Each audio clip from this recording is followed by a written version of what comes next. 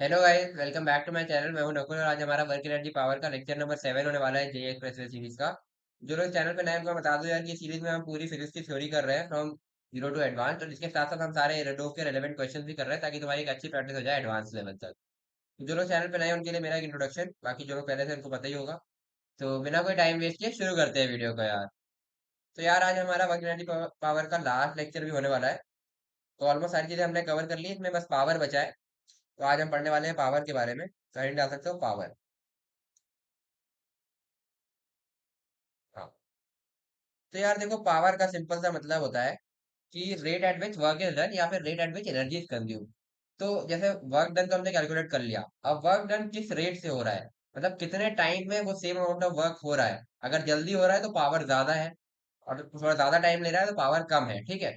तो rate at which work is done, that is called power, ठीक है। और ऐसे ही अगर एनर्जी कंज्यूम करने की तुम बात करते हो, rate at which energy is consume, उसको भी हम पावर कहते हैं। तो डेफिनेशन पहले लिख लो। Rate at which work is done, ये तुमने वैसे सुनी भी होगी कई बार, बचपन से सुनते आ रहे होगे। तो वही है। और energy is consume is called power, ठीक है। ठीक है भाई। अब पावर भी हम दो तरीके की देखेंगे। एक होगी तुम्हारी एवरेज पावर, जिसको हम ऐसे ही पीछे डिनोट करेंगे, और एक होगी तुम्हारी इंस्टेंटेनियस पावर।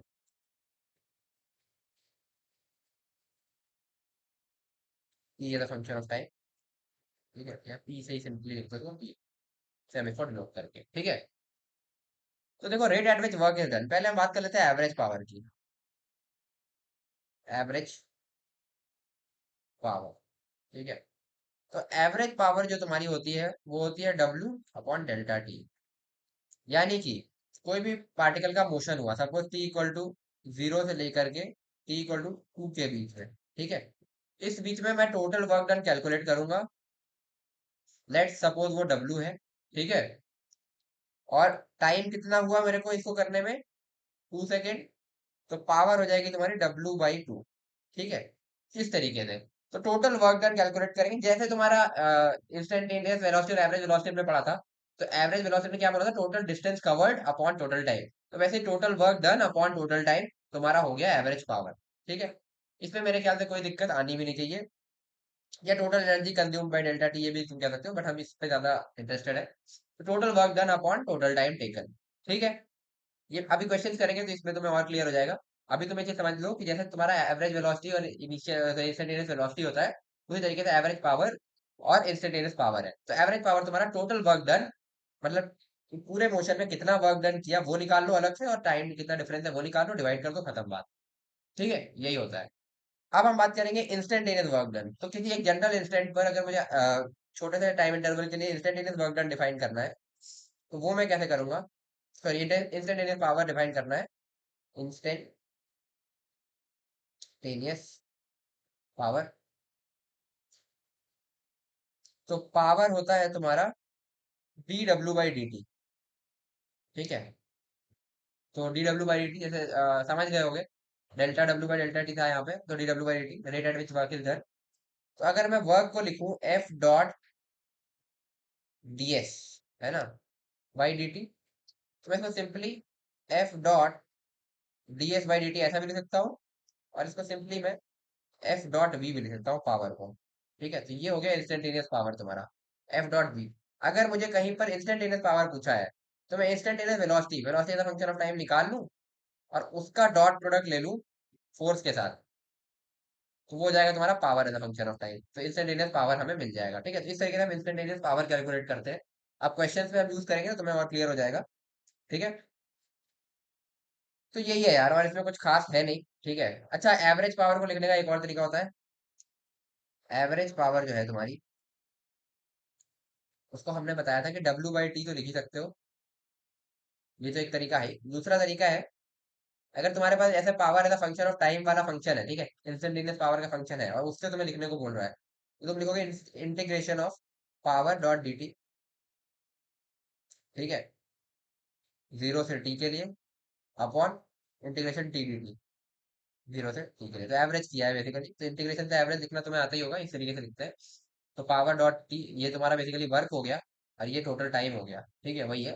तो वर्क अपॉन टोटल टाइम, इस तरीके से भी तुम एवरेज पावर डिफाइन कर सकते हो, अगर तुम्हारे पास P as a function of T given है तो।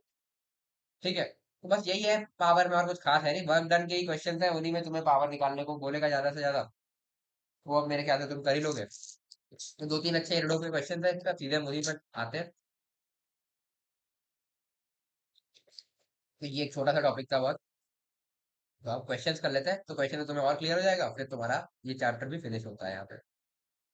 तो ये पहला क्वेश्चन तुम्हारा आज का, एरोडोफ का 1.125, फर्स्ट चैप्टर का 125 क्वेश्चन नंबर। खुद से ट्राई करो पहले, फिर मैं बताता हूँ।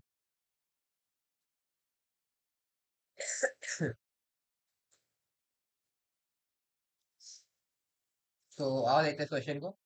इसे बोल रहा है body of mass M is thrown at an angle alpha to the horizontal with initial velocity we not. Basically वही प्रोजेक्टाइल है, ऐसे अल्फा एंगल से वी नॉट वेलोसिटी से हमने इसको फेंका, ठीक है। बोल रहा है mean power developed by gravity over the time of motion. तो मोशन कैसा होगा इसका, इस तरीके से प्रोजेक्टाइल मोशन करके ये जा करके यहाँ पे कहीं गिर जाएगा। तो मीन पावर बाय ग्रेविटी अगर मैं बोलूँ, ठीक है, तो ग्रेविटी अगर मैं किसी जनरल इंस्टेंट में बात करूँ तो इस तरीके से लग रही है, एन जी टाइप। तो मीन पावर जो होगा वो तुम्हारा हो जाएगा total work done in the motion upon total time taken, है ना।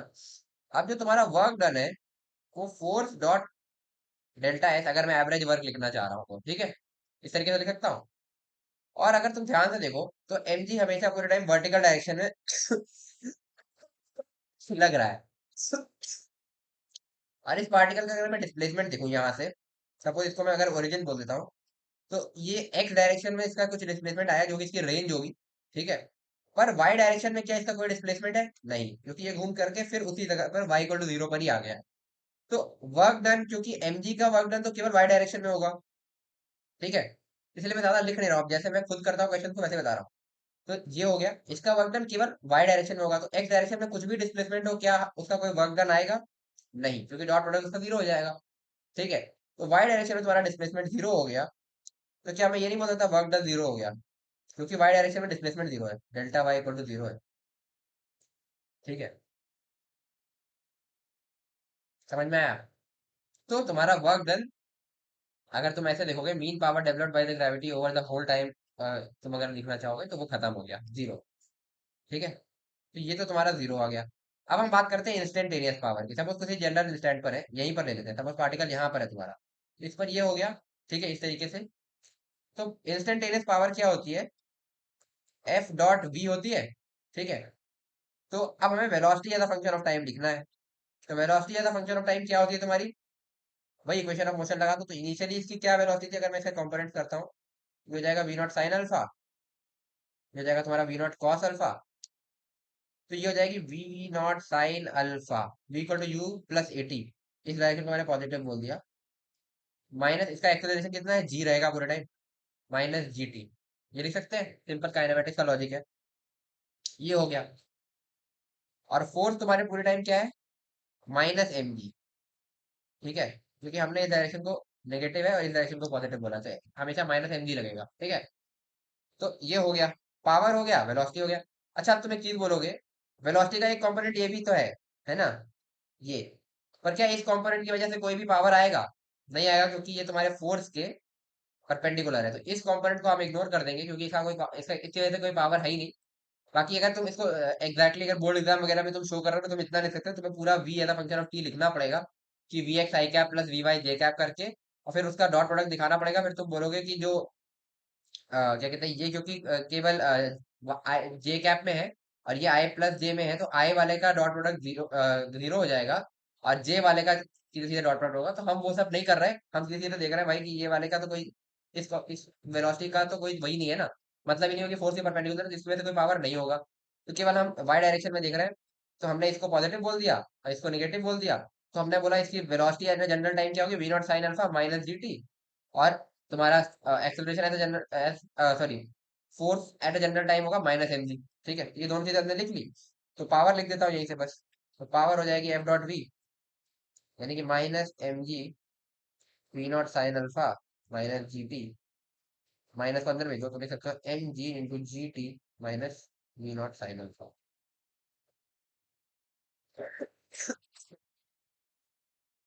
ठीक है, आई होप ये चीज क्लियर हो गई। तो बस यही पूछा था इस क्वेश्चन में। इस तरीके से तुम लिख सकते हो। इंस्टेंटेनियस पावर और एवरेज पावर की डेफिनेशन क्लियर होनी चाहिए, बस वही यहाँ पर चेक हुई है तुम्हारी। ठीक है, आगे बढ़ते हैं। नेक्स्ट क्वेश्चन, ये भी यूरोडोव का क्वेश्चन है। यूरोडोव का क्वेश्चन नंबर 1.126, तो इसको ट्राई करो।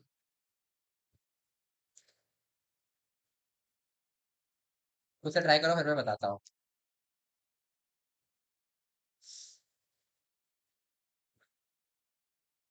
तो आई होप तुमसे ये हो गया होगा, चलो देखते हैं। तो इसमें सर्कुलर मोशन का बेसिकली क्वेश्चन है, और साथ साथ तुम्हारा इसमें पावर का कॉन्सेप्ट लगेगा। तो इसमें बोल रहा है पार्टिकल ऑफ मास है moves along a circle of radius r with normal acceleration omega n equal to 80 square. तो मैं बेसिकली नॉर्मल एक्सीलरेशन को हम लोग ए रेडियन या ए आर से लिखते आ रहे हैं, तो वही लिखता हूँ 80 स्क्वायर, इस तरीके से बोल रहा है। Where is a the constant, find the time dependence of power developed by all the forces acting on the particle. तो पावर हमें निकालना है, क्या होगा वही, मतलब as a function of time. ठीक है, और उसके बाद फिर इसका मीन करना है एवरेज ओवर फर्स्ट 3 सेकेंड्स। ठीक है, तो वो अभी हम बाद में करेंगे, पहले power as a function of time निकालने दो। तो बेसिकली ये इस तरीके का एक सर्कुलर मोशन हमारा जो पार्टिकल है वो कर रहा है। ठीक है, तो मैं किसी जनरल इंस्टेंट पर अगर मैं बात करूं, सपोज तुम्हारा पार्टिकल यहाँ पर है। ठीक है, तो इस पर फोर्सेस क्या क्या लग रही होगी। एक किधर लग रही होगी, radial force m into a t, m into a r, है ना, क्योंकि रेडियल फोर्स है, या सेंट्रीपिटल फोर्स जिसको तुम बोल सकते हो।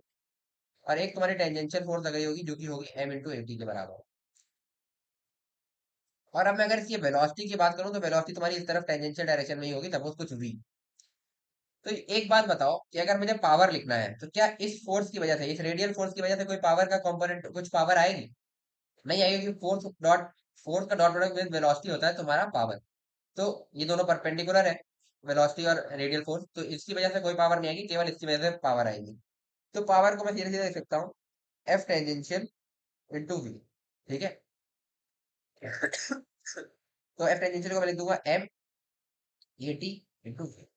अब मुझे ए टी चाहिए और वी चाहिए। ठीक है, एक इन्फॉर्मेशन जो मेरे पास है वो ये है। अब ये सर्कुलर मोशन का क्वेश्चन ज्यादा है, तो ए रेडियल तुम्हारा किसके बराबर दिया हुआ है, ए टी स्क्वायर के बराबर। ठीक है, और इसको मैं क्या वी स्क्वायर बाई आर में लिख सकता हूँ। ठीक है, ये सर्कुलर मोशन में हम देख चुके हैं, ये हो गया। तो वी स्क्वायर की वैल्यू हो जाएगी तुम्हारी ए आर टी स्क्वायर। तो वी की वैल्यू हो जाएगी root over A R into t. ये आ गई वी की वैल्यू। अब यही तुम्हारा d v by d T, sorry ये हो गया एक्सेलरेशन, ये वेलोसिटी। एटी तुम्हारा क्या होता है, टेंजेंशियल एक्सेलरेशन होता है डीवी बाई डी टी। ठीक है, ये सिंपली रूट ओवर ए आर हो जाएगा, यहाँ से मैंने लिख दिया। ये भी आ गया भाई। फोर्स लिखते हैं, एम ए टी वी, ये थी फोर्स। तो मैं लिखता हूँ एम ए टी की वैल्यू रूट ओवर ए आर, वी की value root over A R into T. Clear, ये वी की वैल्यू है। अब इसको सॉल्व करेंगे, ये आ जाएगा एम ए आर, ये हो गया फोर्स की वैल्यू, सॉरी ये पावर की वैल्यू।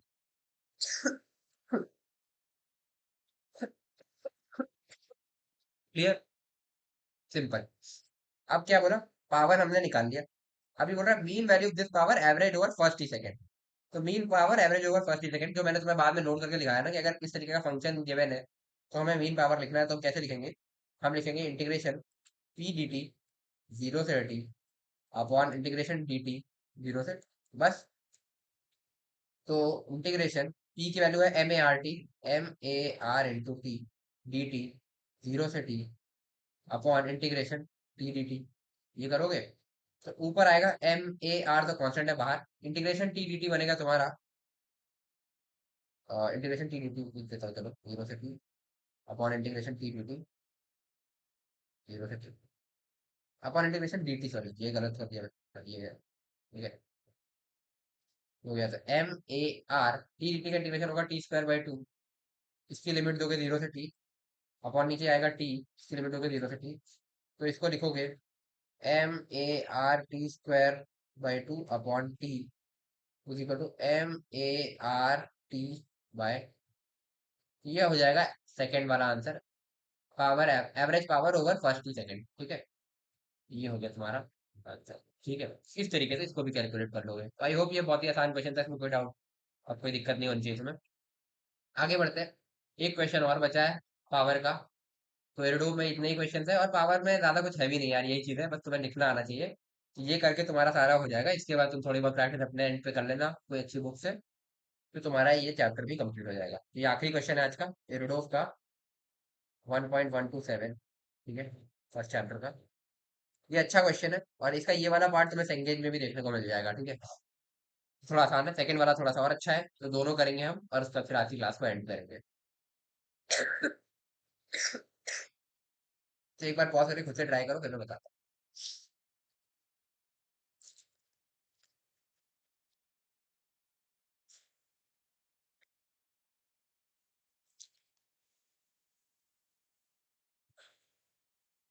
तो चलो सॉल्व करते हैं। क्वेश्चन को बोल रहा है, small body of mass M is located on a horizontal plane at point o, body acquires horizontal velocity v naught. ठीक है, एक हॉरिजॉन्टल प्लेन है इस तरह का, इस पर एक बॉडी है इस तरीके की, सपोज ये पॉइंट ओ पर रखी है, और यहाँ पर इसको कितनी वेलोसिटी मिल रही है, v नॉट हॉरिजॉन्टल। ठीक है, अब ये बोल रहा है mean power developed by friction force during the whole time of motion if friction coefficient is this. तो फ्रिक्शन कोएफिशिएंट तुम्हें के दिया है 0.27 के बराबर, इसका मास दिया है तुम्हें 1 kg। ये फर्स्ट पार्ट कर रहे हैं भैया, ठीक है, ए पार्ट के लिए सारी चीजें। और वी नॉट की वैल्यू तुम्हें दी है 1.5। ठीक है, अब इसमें मीन पावर बोल रहा है ड्यूरिंग होल मोशन। तो मीन पावर, अब देखो इसके दो तरीके हैं, एक तो तुम वो इंटीग्रेशन वाले से जाओ, integration P D T upon integration D T, तुम्हें बुक्स में इस तरीके से दिया होगा, बट हम इससे नहीं कर रहे हैं, तुम इससे खुद से ट्राई करना। ठीक है, तो बताना कि वो मेथड जल्दी पड़ा या ये तुम्हारा जल्दी होगा। तो मैं दूसरे मेथड से करा रहा हूँ, तो वर्क कैलकुलेट करते हैं आप सीधे सीधे। वर्क तुम्हारा क्या होगा, एफ, या फ्रिक्शन फोर्स का वर्क डन कैलकुलेट करें ना, एफ डॉट डेल्टा एक्स। ठीक है, कितना ये यहाँ से चलेगा। अब इस बॉडी का मैं एफबीडी बनाऊँ किसी जनरल स्टैंड पर, सपोज ये यहाँ पर कहीं है, इस पर अगर मैं एफबीडी बनाना चाहूँ, ठीक है, तो एक इस पे इसका वेट लग रहा होगा mg, एक इस पे इसका नॉर्मल लग रहा होगा नॉर्मल, एक इस पे लग रहा होगा फ्रिक्शन। फ्रिक्शन की वैल्यू क्या होगी, म्यू नॉर्मल नहीं होगी क्योंकि ये काइनेटिक फ्रिक्शन है, तो म्यू या फिर के लिख देता हूँ, के इंटू नॉर्मल, यानी कि के एम। ठीक है, ये हो गया। तो बेसिकली एक यही फोर्स है जो इसको रिटार्ड कर रही है। तो एक्सेलरेशन कितना हो गया, क्या माइनस केजी नहीं हो जाएगा एक्सेलरेशन, देखो ध्यान से, ठीक है, मास से डिवाइड कर दिया है मैं, अगर मैं इस डायरेक्शन को पॉजिटिव बोलता हूँ तो। ठीक है, एक्सेलरेशन माइनस केजी हो गया। इनिशियल वेलोसिटी तुम्हारी कितनी थी, यहाँ पे गिवन है 1.5।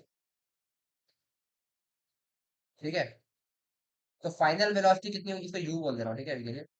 तो फाइनल वेलोसिटी वी फाइनल क्या होगी, जीरो होगी जब ये रुक जाएगा।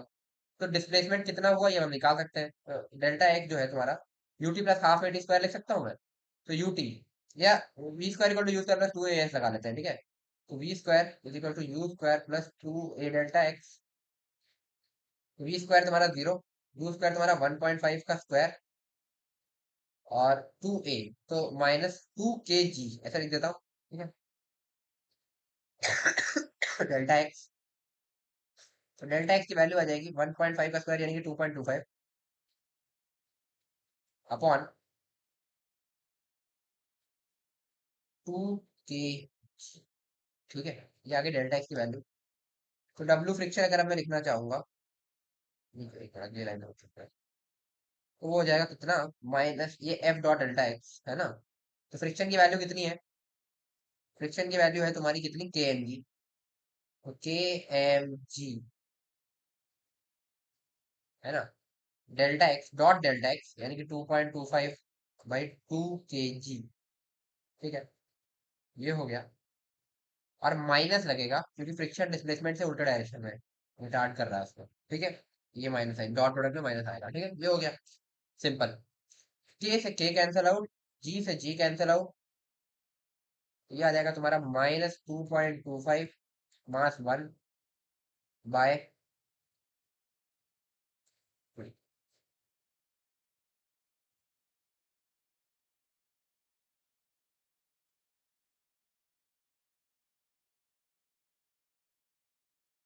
सही किया है यार, कुछ गड़बड़ हो रहा है थोड़ा सा, एक मिनट रुकना जरा, क्या होता है यार। एक्सेलरेशन माइनस के जी हमने सही दिखाया, वी सही दिखाया, ठीक है। V square equal to u square plus 2 15 का स्क्वायर 225, ठीक है, 2.25, ठीक है, माइनस 2 के। ये एक्सेलरेशन हो गया और डेल्टा एक्स हो गया। डेल्टा एक्स मैंने इसके लिए लिख दिया, ठीक है। ये हो गया, और फ्रिक्शन द्वारा माइनस के एम जी हो गया। हाँ ठीक है यार, कोई दिक्कत नहीं थी। तो यही आएगा तुम्हारा फाइनल वर्क, फ्रिक्शन का वर्क डन, तो यही आएगा, ठीक है। अपने को पूछा क्या है, पूछा है अपने को पावर, मीन पावर। तो मीन पावर क्या होगी तुम्हारी, W friction by delta T. तो टाइम कितना लगा, तो अपने को टाइम भी देखना पड़ेगा इस मोशन में कितना लगा, जब तक ये स्टॉप होता है ना। v equal to u plus a t लगा लेते हैं उसके लिए, तो v equal to u plus a t लगाएंगे, तो v तुम्हारा फाइनली जीरो हो जाएगा। तो जीरो लिखूंगा, is equal to initial velocity तुम्हारी 1.5 थी, माइनस एक्सेलरेशन कितना था, kg, है ना, और इनटू टाइम, ठीक है। तो टाइम की वैल्यू यहाँ से निकल करके आएगी 1.5 बाई के जी, ठीक है।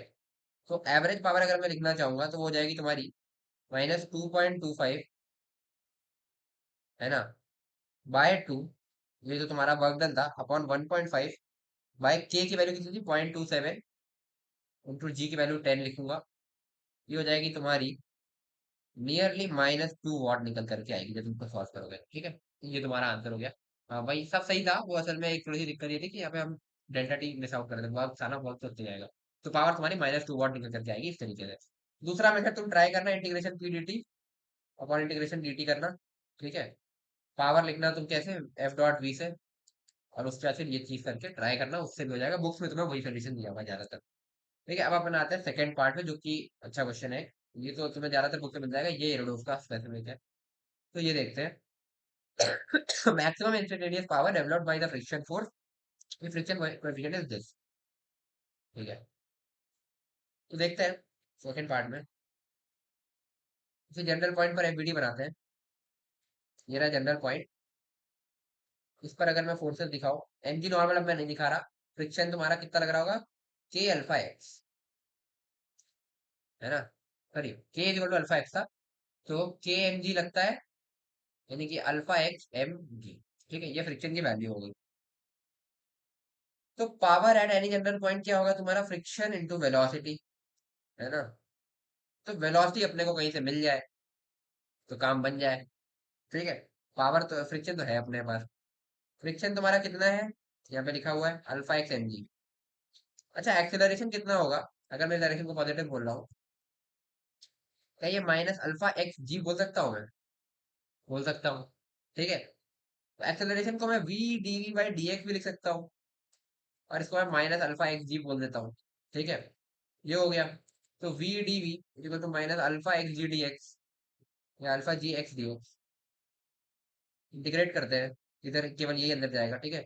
जीरो से लेकर के एक्स तक, ये जीरो से लेकर के वी तक, सॉरी, वी नॉट से लेकर के वी तक, क्योंकि नीचे वेलोसिटी वी नॉट थी ना, ठीक है। नीचे वेलोसिटी तो वी नॉट थी, ये गिवन है ना क्वेश्चन में। हाँ ठीक है, ये हो गया। इस तरीके से समझ में आया ना, लिमिट कैसे दी। इनिशियल वेलोसिटी वी नॉट थी जब डिस्प्लेसमेंट जीरो था, फिर एक्स डिस्प्लेस हुआ, फाइनल वेलोसिटी वी हो गई। वी डी वी का integration v square by two, zero से वी नॉट से वी रखेंगे लिमिट, हो जाएगा minus alpha ji x square by two, limit रखेंगे जीरो से एक्स, ठीक है।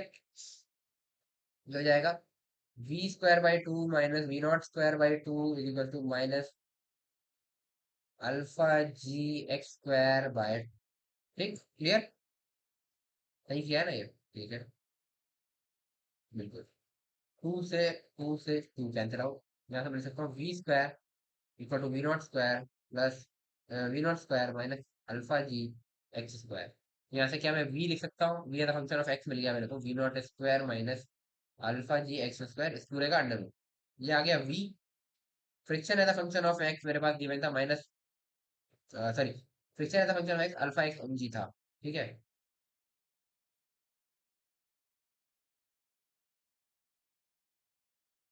माइनस। माइनस क्यों लगाया समझ में आया ना, क्योंकि नेगेटिव, हमने हम इस डायरेक्शन को पॉजिटिव लेके चल रहे हैं ना, तो फ्रिक्शन में मेरे को माइनस लगाना पड़ेगा, ये यहाँ पे भी लगा देना, ठीक है। ये नेगेटिव है, बिल्कुल। ये आ गया। तो instantaneous power as a function of X मिल गया मेरे को यहाँ से, तो हो जाएगा एफ डॉट वी, सिंपली लिख दूंगा minus alpha x m ji under v not square minus alpha ji x square. ठीक है, क्लियर। ये हो गया। इसको जरा क्या करते हैं, minus alpha M G under root of v not square x square minus alpha ji x की पावर फोर, ऐसा लिख दिया। ये पावर है द फंक्शन ऑफ एक्स है।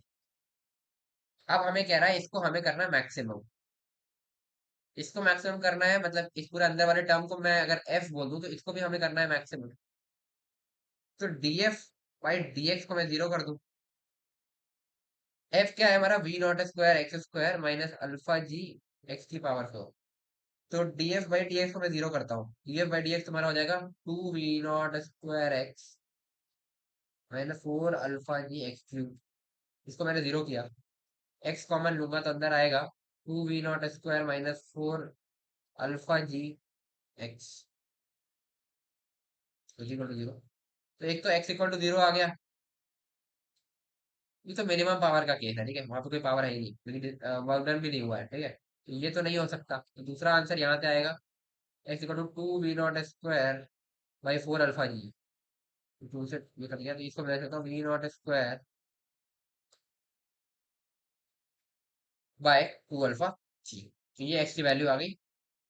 तो X for X equal to we not square by two alpha G power is maximum. ठीक है। यार एक गलती हुई अपने से। ये यहाँ पे ध्यान से देखना, जब ये हमने एक्स कॉमन लिया ना तो ये एक्स स्क्वायर होगा। ये एक्स स्क्वायर की वैल्यू आई है, तो ये एक्स स्क्वायर की वैल्यू है, ठीक है, ये ध्यान रखना, ये थोड़ा सा गड़बड़ होगी। तो एक्स की वैल्यू यहाँ से आ जाएगी we not by root two alpha G. ठीक है। अब सॉल्व कर लो, अब हो जाएगा क्वेश्चन। ठीक है। तो तुम्हारा पावर की वैल्यू क्या थी, minus alpha M G under root of, देखो जरा यहाँ से लिख लेते हैं, v not square minus alpha ji x की पावर चार। V not square minus alpha ji x की पावर चार। ठीक है, ये हो गया। इसमें लिखोगे minus alpha M G under root of v not square x की एक्स स्क्वायर लिखोगे तो ये हो जाएगा तुम्हारा कितना, एक मिनट, ये स्क्वायर नहीं होगा, ये एक्स स्क्वायर लिखोगे तो ये हो जाएगा तुम्हारा V not square by two alpha G. ठीक है, ये हो गया। Minus alpha G into X की पावर चार लिखोगे तो ये हो जाएगा तुम्हारा वी नॉट की पावर चार फोर अल्फा स्क्वायर। ठीक है, सॉल्व करते हैं। Minus alpha M G under root, ये हो जाएगा वी नॉट की पावर चार by two alpha G minus ये अल्फा जी, ये गया वी नॉट की पावर चार बाय फोर अल्फा जी। ये बनेगा minus alpha M G under root of v not की पावर चार बाय फोर अल्फा जी। बाहर निकालो, हो जाएगा minus alpha g m under root, sorry, अब ये वी नॉट की पावर चार का वी नॉट स्क्वायर बाहर आ गया, बाई टू बाहर आ गया, वन बाई रूट अल्फा जी, ये बचेगा। सॉल्व करोगे और ये आ जाएगा तुम्हारा minus M V not square by two root alpha G की मैक्सिमम की वैल्यू ये आ गई। और एक चीज और, ये माइनस इसलिए आ रहा है, वैसे मैक्सिमम वैल्यू यही है, माइनस इसलिए आ रहा है क्योंकि फ्रिक्शन का हमेशा वर्क डन नेगेटिव होता है तो उसकी पावर भी हमेशा नेगेटिव होती है। ठीक है, क्योंकि फ्रिक्शन हमेशा डिस्प्लेसमेंट से उल्टा डायरेक्शन में काम कर रहा होता है। तो न्यूमेरिकली ये मैक्सिमम है। ठीक है, ये माइनस साइन बस ये दिखा रहा है कि फ्रिक्शन नेगेटिव वर्क डन ही करता है। ठीक है, बस वही है। तो मैक्सिमम वैल्यू यही है तुम्हारी, तो यही तुम्हारा आंसर हो जाएगा। तो पहले थोड़ा सा एक दिक्कत आ रही थी क्योंकि हमने यहाँ पर ये एक्स स्क्वायर ना मिस आउट कर दिया था, इसी जगह हमने इसको डायरेक्ट एक्स लिख दिया था, तो सारी गड़बड़ हो गई थी।